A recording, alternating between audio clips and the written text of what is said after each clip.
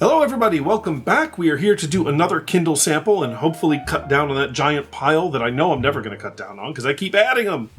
Why do I do that? Anyway, the sample that we're looking at today is this one. This is The Institute by Stephen King. And it occurred to me when I looked at this that I don't think I've read a lot of modern Stephen King. I think I looked at the bibliography online. I think the last one I read, the most recent one I read, might have been Cell, which was back in 2006. I feel like I may have read Dr. Sleep, but I also may have just seen the movie, so I'm not counting on that. But it has been a while since I've read a reasonably new Stephen King. I'm pretty sure this is not his newest, but it's maybe close-ish. Nevertheless, I always have loved Stephen King. Remember, we've read a couple of his works here on the channel, right? We've read Firestarter and Carrie. If I could, I would make this just a Stephen King YouTube channel, but that would be...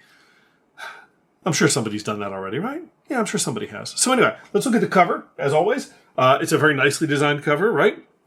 We've got a rowboat and what looks like a building, and they, of course, form the shape of a skull. Yes, very nice. So, what's this going to be about? I don't know. Given the title, The Institute, I'm guessing it is going to be about some sort of organization. No doubt sinister, because of course it would be. Not sure what the rowboat imagery is doing there. It should be interesting to see how that factors into things. So I expect as we're reading, we want to look out for lakes or rivers and stuff. But yeah, what do I have to predict? It's going to be Stephen King. It's going to be a fun read. I'm almost 90% sure of that. There was Tommy Knockers, but still, it's going to be good fun. So let's read it and find out, all right? Stick around. See, I was right. It's Stephen King. What could possibly go wrong? Now, what's interesting about the book is it has an epigraph. It actually has a couple epigraphs. Both from the Bible. And they are, if you're interested in the Bible and you know these, the first one is from the book of Judges, chapter 16. I'm not going to read the whole epigraph. It's a little bit long. But it's a very famous scene in the Bible where Samson, who has been, his hair has been cut, his strength has been sapped, he's been enslaved, decides that he wants his final vengeance on the Philistines, and he prays to God for the strength to bring the house down around him, and God gives him that strength. And he is able to sort of push the pillars down and bring the house down on his captives, or his captors, I should say, and get his revenge. He dies in the process, but nevertheless, he is able to get the revenge on the people who have wronged him. Not bad. The second one is from Matthew chapter 18. But whoso shall offend one of these little ones, it were better for him that a millstone were hanged about his neck, and that he were drowned in the depth of the sea. There's our water imagery right there. Remember from the cover. So we got two epigraphs from the Bible. Very important. The first one about sort of vengeance in the extremity of suffering and humiliation. And the other one, of course, about protecting kids and what should happen to people who abuse children. And in fact, what comes on the next page is a statistic. According to the National Center for Missing and Exploited Children, roughly 800,000 children are reported missing each year in the United States. Most are found, thousands not. So that tells me right off kind of what this book is going to be about. And it does really kind of put it into King's wheelhouse, which is kids in trouble. Stephen King does a great job with kids in trouble. But I have a feeling it is definitely going to be about kids in trouble. And I kind of think I know where it's going. But it begins with a section called The Night Knocker. And you have this guy, Tim Jameson, who is an ex-Sarasota police officer who, through various reasons, finds himself in this tiny little town in South Carolina called Dupre, where he signs up to be a night knocker, which is basically a patrolman who walks around the town and checks up on people and makes sure there's no trouble. And he's a very easygoing guy, very laid back, very relaxed. In fact, even he's not quite sure why he's so laid back and relaxed. He doesn't seem to be entirely working under his own motivations, if that makes any sense. Like, he's making these decisions, and he doesn't really know why he's making them, but he's going along with it. But we'll kind of see where that goes. But yeah, he goes to work in this little tiny town. We learn that he's had a bit of a problem in his old police job, trying to do the right thing and kind of having it backfire on him in a way. But it is a lovely little town. It's very nice. He meets a lot of little people. He doesn't have a whole lot to do until there is a robbery at a gas station in which he proves himself supremely confident. If you want to harken back to the most recent Lab Lib Lit Lab, where we talked about characterization, there's a great example of indirect characterization here, where you see him responding to this guy getting shot and just very clearly telling the dispatch officer, here's all the things you need to do, right? Because these things don't happen in this town. Here's the things you need to do. Here's the order you need to do them in. And he takes charge, even though he is definitely not in charge. So we learned that he's a very competent, very skilled police officer, which kind of adds a new layer to his character. We're like, what is a guy like that doing in this tiny little podunk town in South Carolina? Who knows?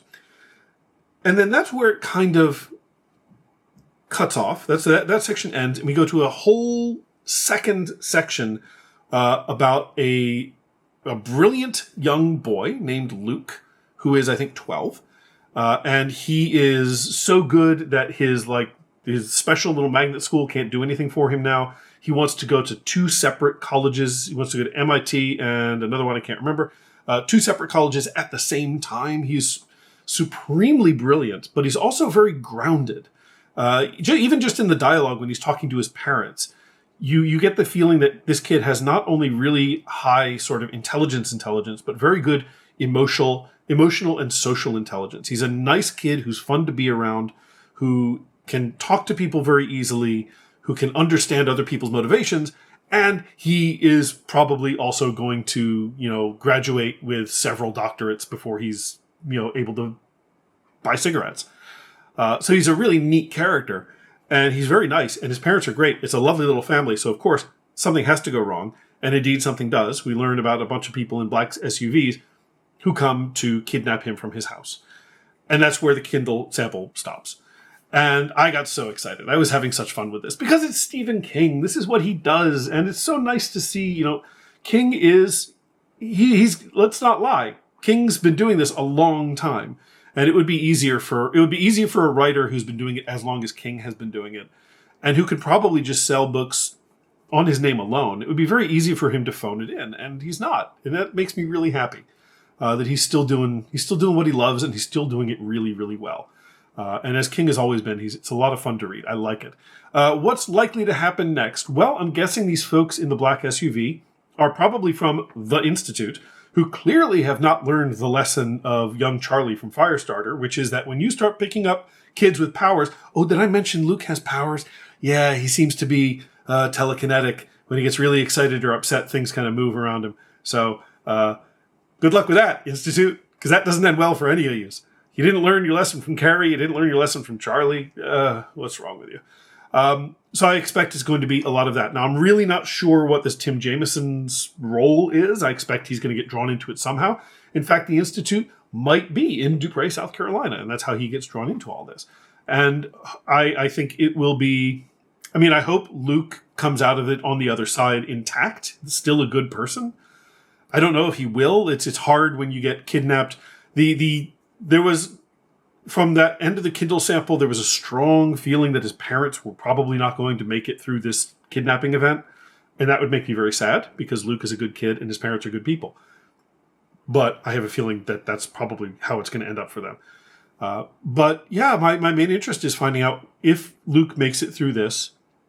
Will he make it through as still the nice kind of good kid that he is? Or will this sort of harrowing adventure harm him in such a way that he becomes the monster that he probably doesn't want to be? That's what I'm thinking about for the rest of the book. I hope it works out well.